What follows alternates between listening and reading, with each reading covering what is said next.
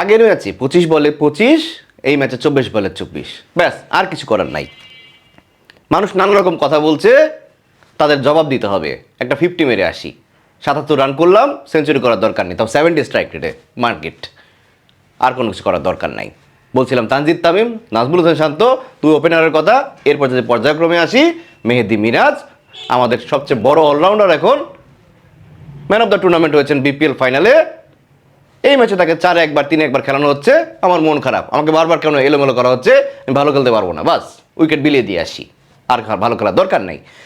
Senior most player Mushfiqur Rahim, Mahmudullah Riyad, আমাদের তো অনেক হেডম, আমাদেরকে বাদ দেওয়ার কোনো ক্ষমতাই নাই, সাহসই নাই টিমের, এই বোর্ডের কোনো সাহসই নাই। লাগলে সৌম্য সরকার কেন, লাগলে নাজমুল হোসেন শান্তকে আমরা ড্রপ করে দিব, হ্যাঁ সে ফর্মে থাকুক আর না থাকুক, কিন্তু আমাদেরকে কে সরাবে? আমরা যেমন খুশি তেমন খেলবো, আমরা এসেই 6 মারবো 4 মারবো, এটাই হচ্ছে আমরা। তারপর আমরা উইকেটটা জাস্ট হাতের মধ্যে লোপ্পা দিয়ে আসি, মাইকেল ব্রেসওয়েলের বল খেলতে পারবো না, ব্যাস আমাদেরকে কেউ কিছু বলার নেই, ব্যাস এটুকুই আমরা। Mushfiqur Rahim, Mahmudullah Riyad most senior campaigner.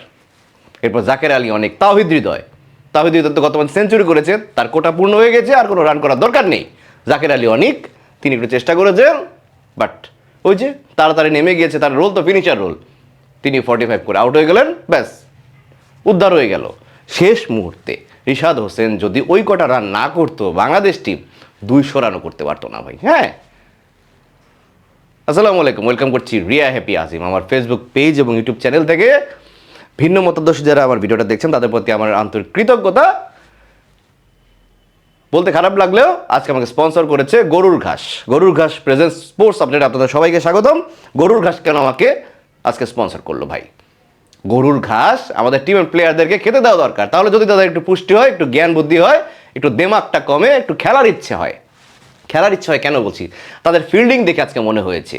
Bowling ভালোভাবে চেষ্টা করছিল, তাসকিন আহমেদ প্রথমে উইকেট তুলে নিয়েছে, নাহিদ যারা ফিরে উইকেট নিয়েছে, বাট মুস্তাফিজ উইকেট নিয়েছে বাই দ্য ওয়ে, কিন্তু ফিল্ডিংয়ের যে বেহাল দশা একবারও মনে হচ্ছিল না তারা ঠিক মতো খেলতে এসেছে ভাই। তাদেরকে জোর করে আনা হয়েছে, তারা রাগ করেছে যে গতকাল রাতে তামিম ইকবাল কেন আমাদেরকে আরেকবার ওই তৈলাক্ত খাবারগুলো খাওয়ালো না, কেন মানুষ এত বেশি ট্রল করলো যে আমরা একটু খেয়েছি বলে কি এমন হয়েছে। এই রাগে ক্ষোভে সবাই এই ধরনের ফিল্ডিং করেছে। তানজিদ তামিম কাছে থেকে রান আউট করতে পারেন না, সেই রচিন রবীন্দ্রা 100 আপ করে ফেলে ম্যাচ জিতে আসে।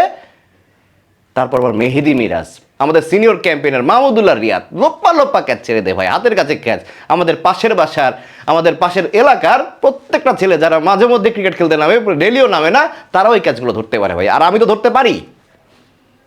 তানজিদ তামিম, মেহেদী মিরাজ, তারা নাকি অনেক ভালো আমাদের ফিল্ডার, বেস্ট ফিল্ডার, তাদের এই দশা। মাহমুদুল্লাহ রিয়াদ এত সিনিয়র ক্যাম্পেইনার, লোপ্পা ক্যাচ। আমি জানি না তিনি কি মনে করেছিলেন বোধহয় বিরিয়ানির মাঝখানে আলুটা তাকে ছুঁড়ে মারা হয়েছে, না আমি আলু খাবো না, ফেলে দিলাম। এসব অদ্ভুত সব কাণ্ড আজকে ঘটেছে। রিশাদ হোসেন কয়েকটা ওভার থ্রো করেছেন, মানে খেলতে চায় না ভাই, কেউ কিছু দেখছে না, তিনি বড় ওভার থ্রো করে ফেলে দিলেন যে না তোদের সাথে আমি খেলবো না, রাগ করলাম। এত জোর করে তাদের খেলানোর কি দরকার ছিল? যথেষ্ট প্রশ্ন আছে, ম্যাচ নিয়ে অনেক কথা বলা যায়। যে মুশফিকুর রহিমকে সিনিয়র কোটা আজকে খেলানো হয়েছে, ভালো কিপিং করতে পারেন তাই আজকে খেলানো হয়েছে। সেই মুশফিকুর রহিম কি ধরনের কিপিং করেছে, কত নেককারজনক কিপিং করেছে আপনারা সবাই দেখেছেন। এবং ব্যাটিংয়ে ওই যে বললাম হ্যাডম দেখাতে এসে তার সেই স্লিপ খেলতে যেয়ে ক্যাচটা তুলে দিয়ে এলেন ভাই, উইকেটটা তুলে দিয়ে এলেন, এটা মানা যায়?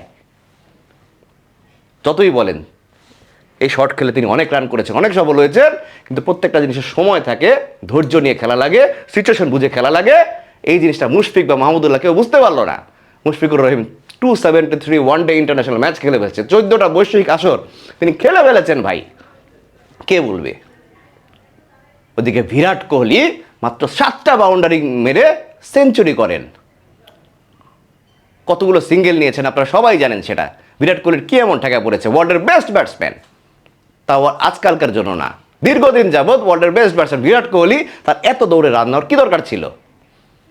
তার ফিটনেসে কোনো সমস্যা না, তার বয়স হয় না, বয়স হয়ে গেছে আমাদের সিনিয়র প্লেয়ারদের। কেন উইলিয়ামসন ঝাঁপিয়ে পড়ে যেভাবে ক্যাচ ধরেছেন, আজকেও 2টা ক্যাচ, কে বলবে ভাই তাদের বয়স হয়েছে? খেলতে জানলে, খেলার ইচ্ছা থাকলে, চ্যাম্পিয়ন হওয়ার বাসনা না, মুখে না, কাজে থাকলে এভাবে ঝাঁপিয়ে পড়া হয়। লোপ্পা ক্যাচ তো ভাই পরের কথা, কঠিন ক্যাচ ধরে ফেলা যায়। কেইন উইলিয়ামসন যেটা করেছেন, বিরাট কোহলি মাঠের মধ্যে যেভাবে করেন, Virat Kohli running between the wicket যেভাবে করেন, এসব দেখো আমরা শিখতে পারি না, কারণ আমাদের সময় নেই। আমরা বিরিয়ানি খাবো, আমরা তৈলাক্ত খাবার খাবো, খেলাটা বোধহয় আমাদের জোর করে খেলানো হচ্ছে, এমন একটা পরিস্থিতি। বাংলাদেশ টিম বিদায় নেওয়ারই কথা ছিল, নাজমুল শান্ত যতই মুখে বলুক না কেন, বাংলাদেশ টিম বিদায় নিচ্ছে পাকিস্তানের সাথে। লাস্ট ম্যাচটা বসে পাকিস্তানের সাথে খেললো, সম্মান রক্ষার খেলা, সেখানে কতটুকু কি সম্মান রক্ষা হবে ভাই আমি জানি না। আমার তো মনে হয় পিছনের সব কিছু অলরেডি খুলে গিয়েছে, যে খুশি সে মারতে পারে।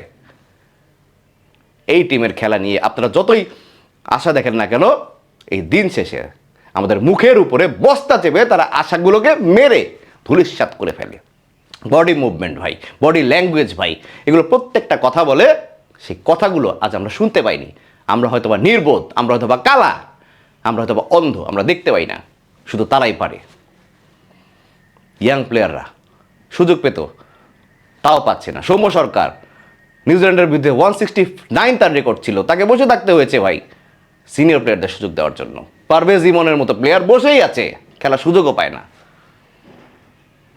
কিছু বলার নেই, বোলাররা চেষ্টা করেছেন, কিন্তু এই কয়টা রান নিয়ে ব্যাটিং উইকেট হোক, ব্যাটিং প্যারাডাইজ হোক ভাই, বাংলাদেশের প্লেয়াররা বারবার রিপিট টেলিকাস্ট দেখাবে, একটা দুইটা তিনটা চারটা করে 5টা আউট টপ টপ করে চোখের সামনে পড়ে যাবে, কখনো আশার আলো দেখিয়ে, কখনো আশার আলো না দেখিয়ে, কিন্তু টিমটা ওই বাংলাদেশই থাকবে।